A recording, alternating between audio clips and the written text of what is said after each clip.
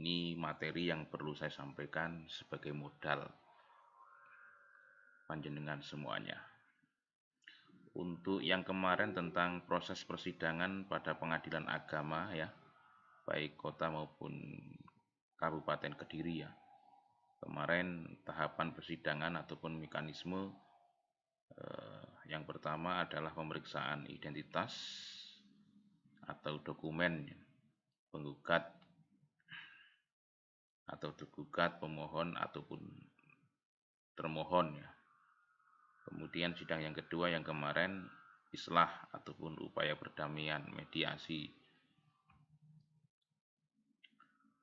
Dilanjutkan dengan sidang berikutnya yaitu pembacaan permohonan atau gugatan ya. Kemudian eksepsi atau jawaban termohon atau tergugat. Kemudian ada replik untuk pemohon atau penggugat ya. Ada duplik untuk termohon atau tergugat ya. Kemudian sidang berikutnya yaitu pembuktian. Pembuktian baik dari pemohon ataupun termohon, baik dari penggugat atau dari tergugat. Kemudian sidang berikutnya yaitu kesimpulan. Masing-masing baik pemohon maupun tergugat, pemohon, penggugat atau tergugat, pemohon atau termohon nanti harus membuat kesimpulan. Kemudian MM yaitu sidang musyawarah majelis. Ini sebelum putusan, setelah kesimpulan ada musyawarah majelis. Setelah itu baru pembacaan putusan atau penetapan yang akan dibacakan oleh majelis hakim. Tapi kali ini saya ingin menyampaikan tentang tupoksi ya, pengadilan agama. Pengadilan agama memiliki tugas yaitu merupakan pengadilan tingkat pertama yang bertugas dan berwenang memeriksa, memutus, dan menyelesaikan perkara di tingkat pertama antara orang-orang yang beragama Islam di bidang perkawinan, kewarisan, wasiat, dan hibah yang dilakukan berdasarkan hukum Islam. Ini kemarin sudah saya sampaikan. Tupoksi pengadilan agama yaitu untuk melaksanakan tugas pokok. Yang pertama memberikan pelayanan teknis ya, justisial dan administrasi kepaniteraan bagi perkara tingkat pertama serta penyitaan dan eksekusi. Memberikan pelayanan di bidang administrasi, memberikan pelayanan administrasi umum pada semua unsur di lingkungan pengadilan agama. Itu ada tugas berikutnya, memberikan keterangan, pertimbangan, dan nasihat tentang hukum Islam. Memberikan pelayanan permohonan, pertolongan, pembagian, ini sudah kemarin. Kewenangan absolut peradilan agama ya. Secara absolut, peradilan agama secara mutlak ini yaitu bidang perdata, tentunya perdata bagi umat Islam. Pengadilan agama punya kewenangan untuk menyelesaikan perkawinan, waris, wasiat, hibah, wakaf, zakat, infak, sedekah, ekonomi syariah, diatur dalam pasal 49 Undang-Undang Nomor 3 Tahun 2016. Kemudian isbat kesaksian ru'yatul hilal ya, diatur dalam pasal 52A Undang-Undang Nomor 3 Tahun 2006. Nah, ini yang harus jenengan ketahui apabila nanti jenengan sudah lulus, sudah wisuda, artinya sarjana hukum ya harus menguasai sumber hukum formil pengadilan agama dan sumber hukum material pengadilan agama ya. Sumber formilnya itu ada HIR dan RBG ya, ada Undang-Undang Nomor 14 ya, dan seterusnya. Ada peraturan Mahkamah Agung atau Perma, ada surat edaran Mahkamah Agung, jurisprudensi, dan kitab fikih dan sumber hukum Islam yang lainnya. Kemudian sumber hukum material itu ada Undang-Undang Nomor 7 Tahun 1989 ya, dan Undang-Undang Nomor 3 Tahun 2006 tentang peradilan agama, Undang-Undang Nomor 41 Tahun 2004 tentang wakaf, ada Undang-Undang Nomor 1 Tahun 74 merupakan Junto PP Nomor 9 tahun 1975 tentang perkawinan. Ada Inpres Instruksi Presiden nomor 1 tahun 91 kompilasi hukum Islam, dan termasuk kitab fikih Fathul Qorib, Fathul Mu'in, Fathul Wahab. Ini menjadi acuan bagi hakim ketika memutuskan suatu perkara yang diajukan di pengadilan agama. Ini struktur ya, organisasi pengadilan agama Kediri. Ini saya ngutip tahun 2012. Ini kenang-kenangan waktu saya S1 dulu praktek di pengadilan agama Kota Kediri. Nah, ini waktu dulu saya PPL, saya dikasih oleh hakim yang namanya Pak Maftukin. Ini termasuk dosen pamong saya. Ketua pengadilan waktu itu adalah Dr. Andes Haji Muhammad Rois ya. Nah, ketuanya beliau. Kemudian dosen pamongnya Pak Maftukin. Ini saya dikasih kenang-kenangan, dan kenang-kenangan ini saya sampaikan ke jenengan. Gedok tular ya namanya ya.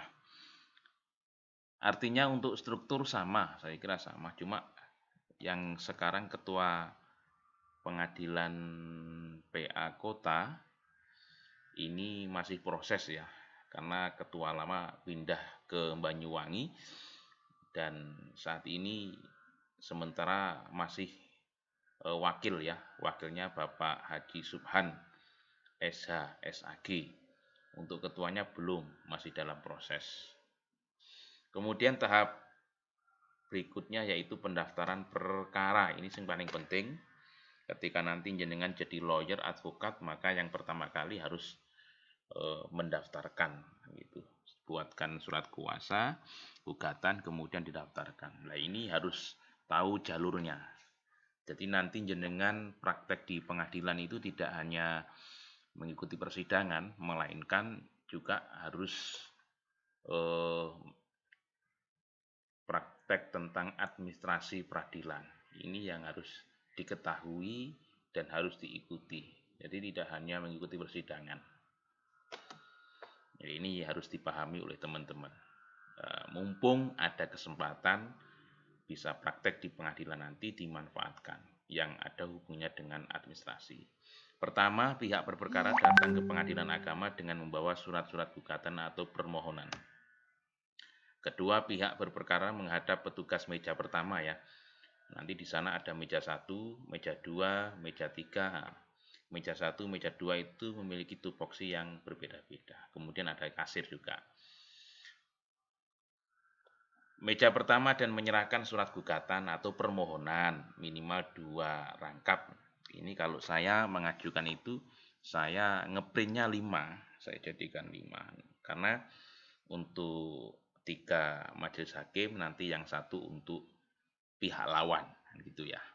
Untuk surat gugatan ditambah sejumlah tergugat. Nah, ini kan jelas. Jadi nanti jurusita ketika menyampaikan relas panggilan ke termohon atau tergugat, nah di sana disisipi surat gugatan atau surat permohonan. Yang ketiga, tahapan yang ketiga, petugas meja pertama ya dapat memberikan penjelasan yang dianggap perlu berkenaan dengan perkara yang diajukan dan menaksir panjar biaya. Ini kalau hubungannya dengan panjar biaya, ini kalau kita daftarnya menggunakan ekot itu lebih murah, sekitar 600 atau 700 untuk cerai gugat ya. Cerai talak juga sekitar 700. Tapi kalau daftar secara langsung yang mengajukan istrinya atau cerai gugat itu sekitar 900, baik PA kota maupun kabupaten. Tapi tetap melihat radius ya, jarak tempuh rumah atau domisili pihak lawan, itu jarak tempuhnya berapa kilo, itu nanti pengaruh terhadap panjar biaya.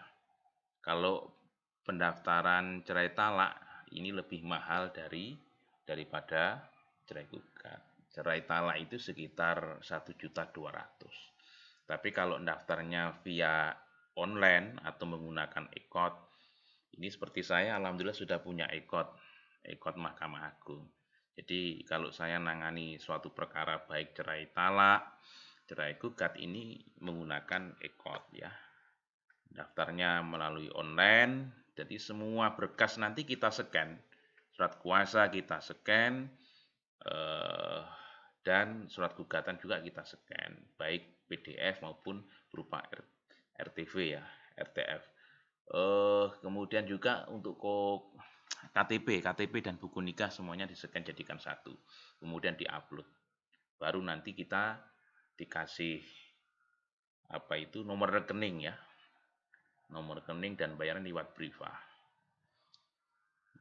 Dengan total nanti akan muncul kemudian konfirmasi dan bukti pembayaran juga harus diupload juga gitu. Yang keempat, petugas meja pertama menyerahkan kembali surat gugatan atau permohonan kepada pihak berperkara disertai dengan surat kuasa atau disebut dengan kesekum, surat kuasa untuk membayar. Setelah ini baru menghadap kasir. Nah, ini. Setelah itu menghadap kasir bayar. Ini kalau bayarnya atau daftarnya manual, tapi kalau kita bayarnya menggunakan ekot Mahkamah Agung ya kita langsung lewat mobile banking bisa, SMS banking juga bisa. Tapi kalau manual maka nanti kita langsung ketemu kasir ya. Biasanya di bank, di pengadilan itu ada pegawai bank BRI, baik kota maupun kabupaten. Yang keenam, pemegang kas menandatangani surat kuasa untuk membayar, yaitu membubuhkan nomor urut perkara dan tanggal penerimaan perkara dalam surat kuasa untuk membayar sekum dan dalam surat gugatan atau permohonan. Yang ketujuh, pemegang kas menyerahkan asli surat kuasa untuk membayar atau sekum kepada pihak berperkara sebagai dasar penyetoran banjar biaya perkara ke bank. Kedelapan, pihak berperkara datang ke loket layanan bank dan mengisi slip penyetoran banjar biaya perkara. Pengisian data dalam slip bank tersebut sesuai dengan surat kuasa untuk membayar.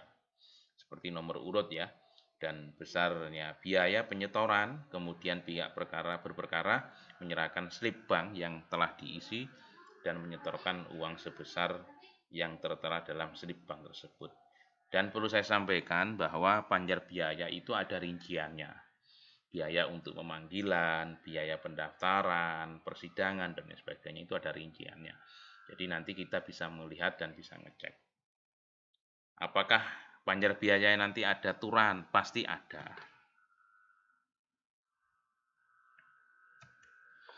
Yang kesembilan, setelah pihak berperkara menerima slip bank yang telah divalidasi dari petugas layanan bank, pihak berperkara menunjukkan slip bank ya. Yang dimaksud dengan pihak berperkara ini berarti pemohon atau penggugat. Kalau pemohon itu berarti cerai talak, kalau penggugat itu cerai gugat. Dan menyerahkan surat kuasa untuk membayar atau sekum kepada pemegang kas. Ke-10, pemegang kas setelah meneliti slip bank kemudian menyerahkan kembali kepada pihak-pihak berperkara. Pemegang kas kemudian memberi tanda lunas atau stempel lunas dalam surat kuasa untuk membayar sekum dan menyerahkan kembali kepada pihak berperkara asli dan tindasan. Pertama, surat kuasa untuk membayar sekum, membayar atau sekum serta surat gugatan atau permohonan yang bersangkutan. Ini ada banyak ya tahapan-tahapannya. Ke-11, pihak berperkara menyerahkan kepada meja kedua surat gugatan atau permohonan sebanyak jumlah tergugat ditambah 2. Ini kalau saya ya 6, kalau enggak 6, 5 ini cukup. Karena majelis hakim ada 3. 3 untuk majelis, ya, yang 1 untuk prinsipal, yang 1 untuk pihak lawan. Ini yang betul 5 ya, yang betul 5. 5 itu pas. Tapi yang paling tepat ya kita ngeprint jadikan 5 sejumlah 5 atau 6. Yang ke-12, petugas meja kedua mendaftarkan atau mencatat surat gugatan atau permohonan dalam register bersangkutan serta memberi nomor register pada surat gugatan atau permohonan tersebut yang diambil dari nomor pendaftaran yang diberikan oleh pemegang kas. Nah, ini kalau sudah menghadap meja kedua nanti akan diberi nomor perkara, nomor perkara ataupun nomor register ya. Yang ke-13, petugas meja kedua menyerahkan kembali satu rangkap surat gugatan atau permohonan yang telah diberi nomor register kepada pihak berperkara.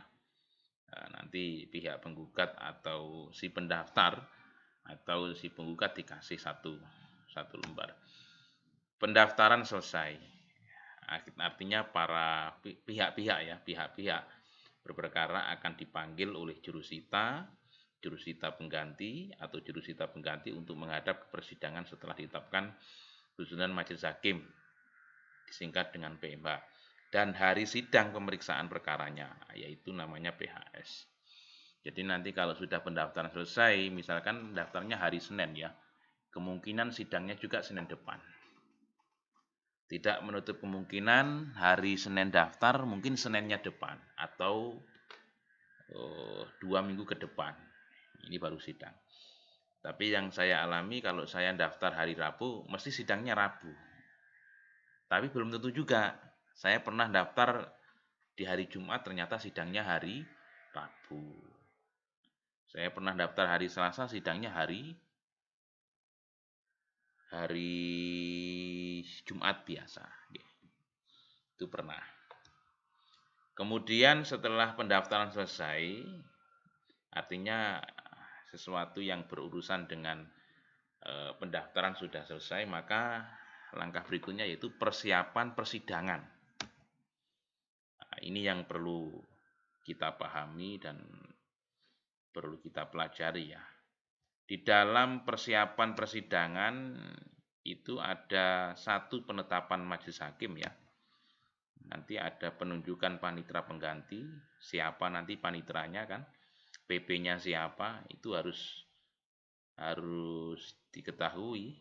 Apalagi kalau jenengan sebagai lawyer ataupun kuasa hukum, penasihat hukum itu harus tahu PP-nya siapa. Jadi nanti lawyer itu bisa komunikasi dengan PP-nya. Yang pertama penetapan majelis hakim, ini penting. Jadi nanti setelah daftar, artinya pendaftaran sudah selesai, maka di situ ada penetapan majelis hakimnya siapa saja kan gitu ya. Ketua majelisnya siapa, hakim anggotanya siapa kan gitu. Karena ada ketua, ada hakim ketua, ada hakim anggota dan hakim anggota. Kemudian PP-nya siapa. Nah, kemudian persiapan persidangan berikutnya itu penunjukan panitera pengganti. Ini paniteranya siapa? Nah, kemudian setelah penunjukan panitera pengganti ataupun PP, yaitu penetapan hari sidang atau disebut dengan PHS, penetapan hari persidangan. Hakimnya sudah ditunjuk, kemudian PP-nya sudah ditunjuk, baru penjadwalan persidangan. Seperti tadi yang saya sampaikan, kalau daftarnya Senin, kemungkinan sidangnya juga hari Senin atau 1 minggu lah. Kemudian setelah ditentukan hakim, PP-nya, kemudian jadwal persidangan, baru pemanggilan. Artinya nanti jurusita yang akan mencari rumah ataupun rumah atau domisili tergugat atau domisili termohon ya, sesuai dengan alamat yang disampaikan oleh pemohon atau penggugat. Jadi misalkan nanti alamatnya tidak jelas, maka nanti jurusita akan menyampaikan ke panitera pengganti. Nah, panitera pengganti nanti akan menyampaikan ke para majelis, dan majelis hakim, ketua majelis nanti akan menyampaikan ke kuasa hukumnya ataupun ke prinsipalnya ataupun orang yang berperkara bahwa alamat tersebut tidak ada. Kalau tidak ada nanti disuruh atau diminta untuk meng-cross check atau mencari alamat yang sesuai alamat atau domisili pihak tergugat maupun pihak termohon. Jadi alamat itu penting.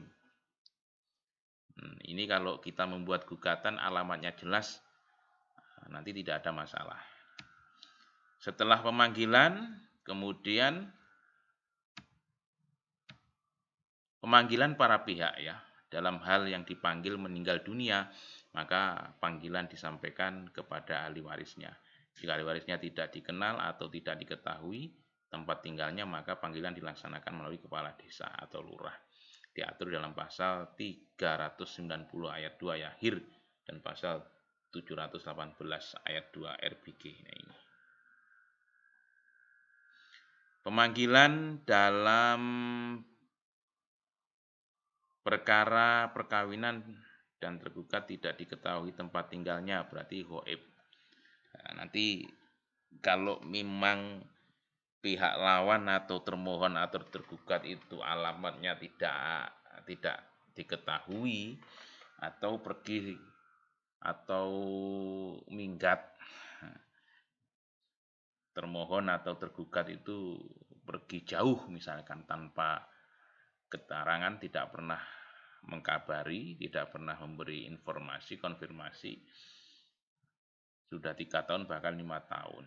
Nah, ini nanti bisa diajukan di pengadilan ketika pemohon ataupun penggugat itu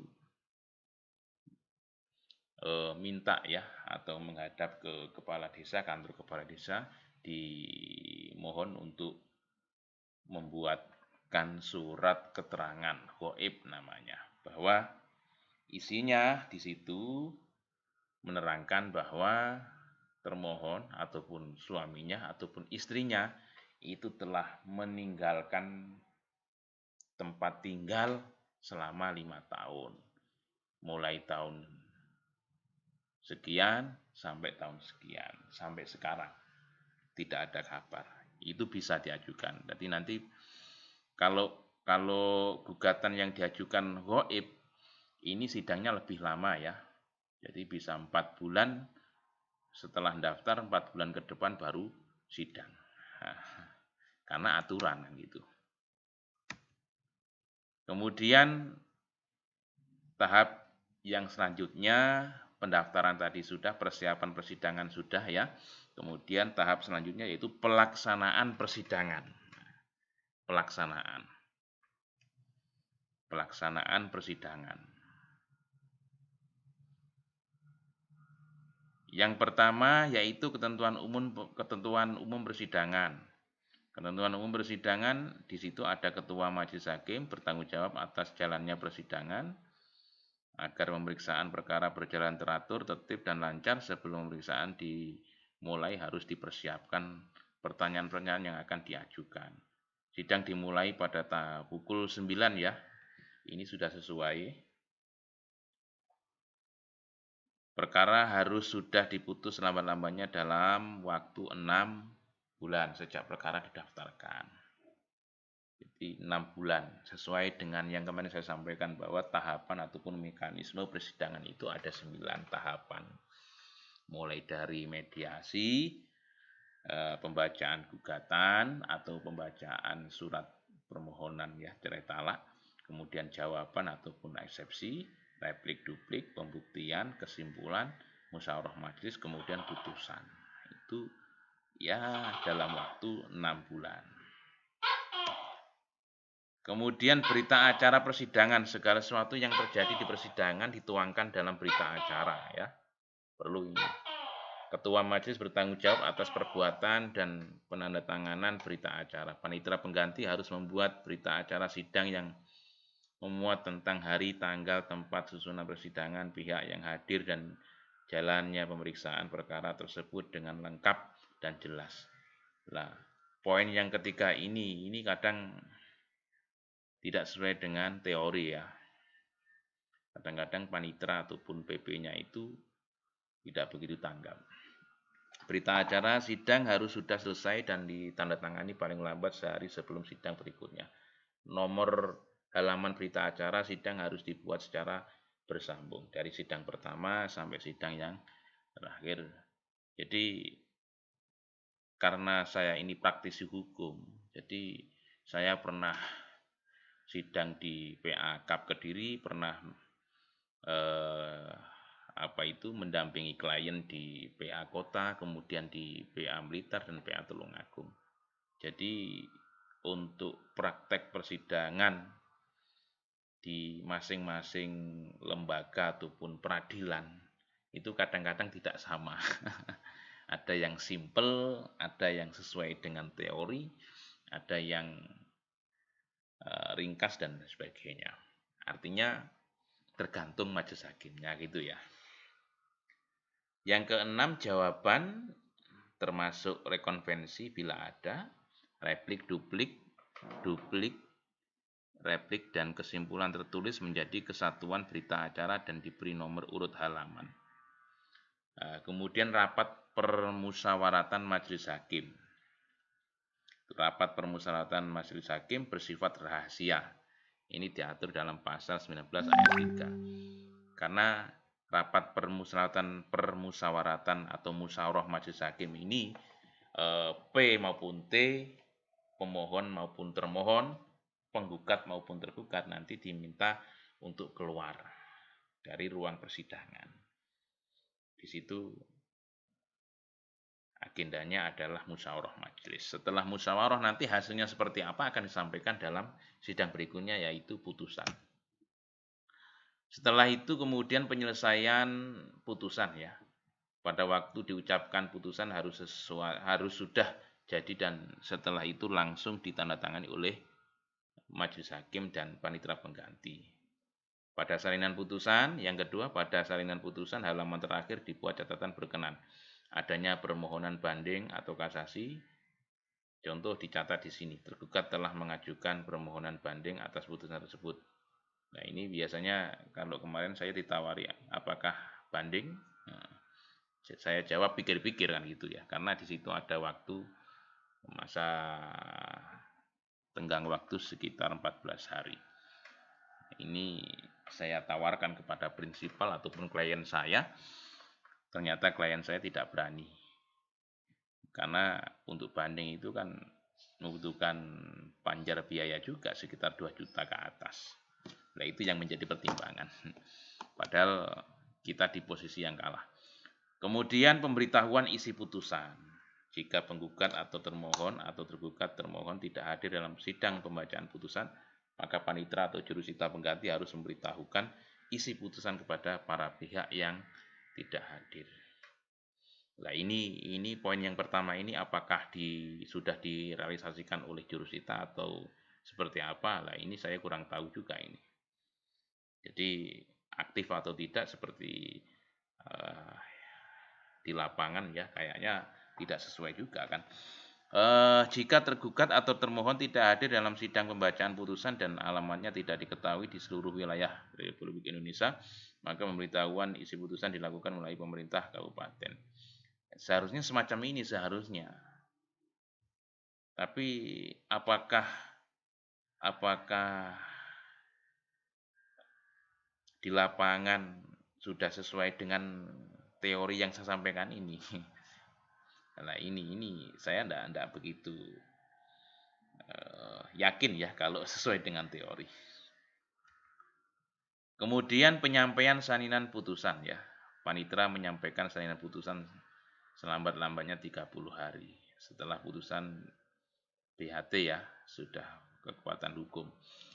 Sudah ingkrah kepada pegawai pencatat nikah yang wilayahnya meliputi tempat kediaman dan tempat perkawinan penggugat atau pemohon dan tergugat termohon pasal 84 Undang-Undang Nomor 7 Tahun 89 sebagaimana telah diubah. Ini apakah disampaikan atau tidak salinan putusan tersebut? Ini perlu kita teliti, perlu kita cek atau kita cross check ya. Seharusnya demikian sesuai dengan pasal 84 itu. Tapi apakah disampaikan atau tidak? Artinya itu secara sosial hukum apakah undang-undang ini dilaksanakan atau tidak, efektif atau tidak, kan gitu ya, secara sosiologi hukumnya seperti itu. Pengadilan yang kedua, pengadilan wajib menyampaikan salinan putusan kepada para pihak selama-lamanya 14 hari. Ini juga saya masih sanksi ini ya, karena setelah putusan itu justru saya yang minta ini. Kalau saya tidak minta, nggak dikasih salinan putusan. Nah, artinya ini sudah menjadi kewajiban pengadilan ya.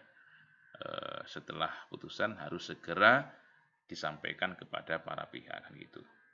Ini kalau saya sudah selesai sidang, bahkan sudah putusan, maka melewati 14 hari kok tidak ada yang menyampaikan, maka saya minta salinan putusan. Yang ketiga, menyampaikan salinan putusan sebagaimana butir 1 dan 2 melalui pos ya atau jasa pengiriman lain, dan biayanya diambil dari biaya proses atau biaya perkara. Ini juga saya juga masih sanksi karena tidak ada pengeluaran salinan putusan atas permintaan pihak. Yang pertama, harus dibuat catatan kaki yang berisi diberikan kepada atas permintaan siapa, dalam keadaan belum atau sudah PHT atau sudah berkekuatan hukum tetap. Salinan putusan ditandatangani oleh panitera dengan mencantumkan tanggal pengeluaran.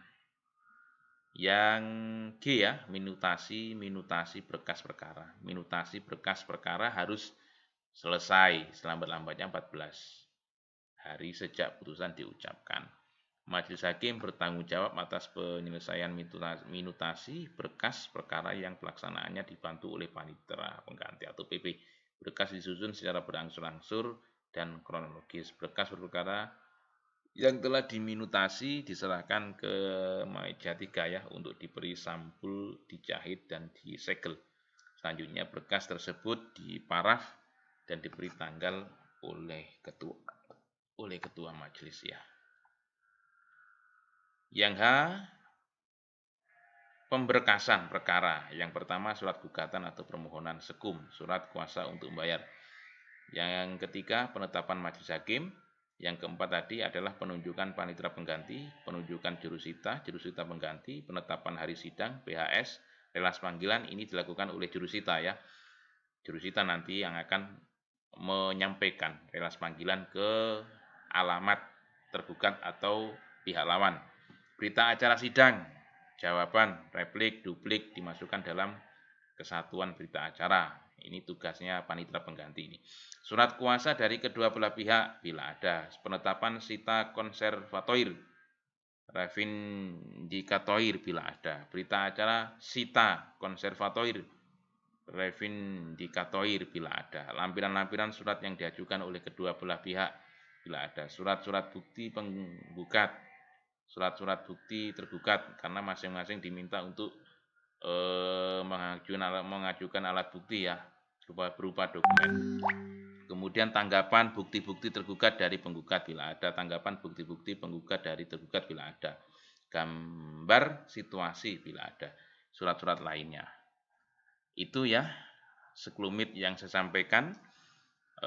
Mungkin nanti kalau ada hal-hal yang belum jelas bisa kita diskusikan melalui WA group ya. Mungkin hanya ini yang dapat saya sampaikan. Kita lanjutkan untuk pertemuan berikutnya, yaitu tentang pelaksanaan sidang ikrar talak ya. Karena kalau yang mengajukan suami itu namanya cerai talak. Cerai talak itu kalau sudah putusan